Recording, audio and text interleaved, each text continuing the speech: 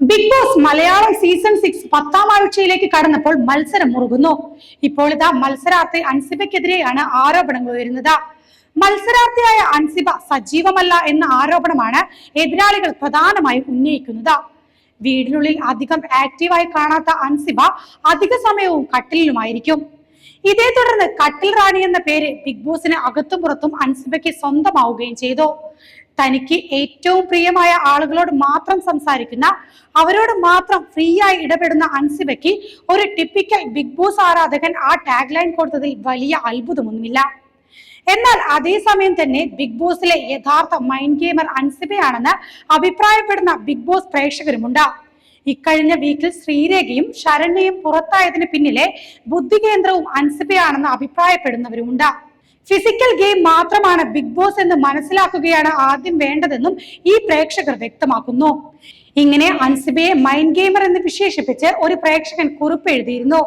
ആ കുറിപ്പിന്റെ പൂർണ്ണ രൂപം ഇങ്ങനെ: അൻസിബ എന്ന മൈൻഡ് ഗെയിമർ. ഹേറ്റേഴ്സിന്റെ മാത്രം സംശയമാണ് അൻസിബ അവിടെ എന്താണ് ചെയ്യുന്നതെന്ന്. അതിനുള്ള ഉത്തരമായിരുന്നു കഴിഞ്ഞ ആഴ്ചയിലെ നോമിനേഷനിൽ നിങ്ങൾ ആദ്യം കണ്ടത്. ആദ്യ ആഴ്ച മുതലുള്ള കാര്യങ്ങൾ ഇവിടെ എടുത്തു പറയേണ്ട കാര്യമുണ്ടെന്നും തോന്നുന്നില്ല. ഇതേവരെ ഹൗസിനുള്ളിൽ പ്രത്യേകിച്ചൊന്നും ചെയ്യാത്ത ശരണ്യയെ കാരണസഹിതം പവർ ടീമിന് മുന്നിൽ അവതരിപ്പിച്ച് നോമിനേഷൻ ഇട്ടതിൽ പ്രധാന പങ്ക് വഹിച്ചത് അൻസിബയാണ്. ആക്ടിംഗ് ക്യാരക്ടറിന് മുകളിൽ യാതൊരുവിധ കണ്ടന്റുമില്ലാത്ത ശ്രീരേഖയെയും വ്യക്തമായ കാരണം പറഞ്ഞ് അൻസിബ നോമിനേറ്റ് ചെയ്തിരുന്നു. പ്രത്യക്ഷമായും പരോക്ഷമായും ഹൗസിനുള്ളിൽ യാതൊരുവിധ ചലനവും ഉണ്ടാക്കാത്ത ശ്രീതുവായിരുന്നു അൻസിബ നോമിനേറ്റ് ചെയ്ത മറ്റൊരാൾ. ഇവരിൽ ശ്രീരേഖയും ശരണ്യയും എന്നേക്കുമായി ബിഗ് ബോസ് ഹൗസിനോട് വിട പറഞ്ഞിരിക്കുന്നു. ഈ മൂന്ന് വ്യക്തികളോടും അൻസിബ വ്യക്തിവൈരാഗ്യം തീർത്തു എന്നതല്ല നിങ്ങൾ ഇവിടെ മനസ്സിലാക്കേണ്ടത്.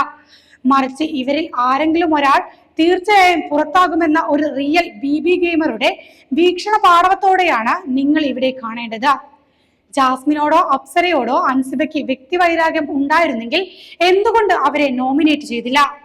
അൻസിബ എന്ന വ്യക്തിക്ക് ഗെയിമാണ് മുഖ്യം. ആരാണ് വീക്ക് എന്നും ആരെ നോമിനേറ്റ് ചെയ്താലാണ് ഗുണമുള്ളൂ എന്നുമുള്ള തീക്ഷ്ണമായ ദീർഘവീക്ഷണവുമുള്ളയാളാണ് സീസൺ 6-ലെ ഈ മിടുക്കി. സത്യങ്ങളായാലും നുണയായാലും അത് വലിയ ശബ്ദത്തിൽ പറയുന്നവരെയാണ് ഭൂരിഭാഗം പ്രേക്ഷകർക്കും ഇഷ്ടപ്പെടുക എന്ന ബേസിക് മെന്റാലിറ്റി ഉണ്ട്. പക്ഷേ ഇതുവരെ കട്ടിൽ റാണി എന്ന പദവി കൊടുത്തവർക്ക് കഴിഞ്ഞ ആഴ്ച മുതൽ അൻസിബ മികച്ച ഗെയിമർ, മൈൻഡ് ഗെയിമർ ആയി മാറിയിരിക്കുകയാണ്. അൻസിബ ബൂസ്റ്റിംഗ് പോസ്റ്റുകൾ ഗ്രൂപ്പുകളിൽ നിറയുന്ന സാഹചര്യവുമുണ്ട്. ഒരു കാരണവുമില്ലാതെ പൊട്ടിത്തെറിക്കുന്ന ബാലിശമായ ന്യായങ്ങൾ പറയുന്ന ഋഷിയുടെയും അൻസിബയുടെയും കോംബോയ്ക്കും ആരാധകർ ഏറെയാണ്.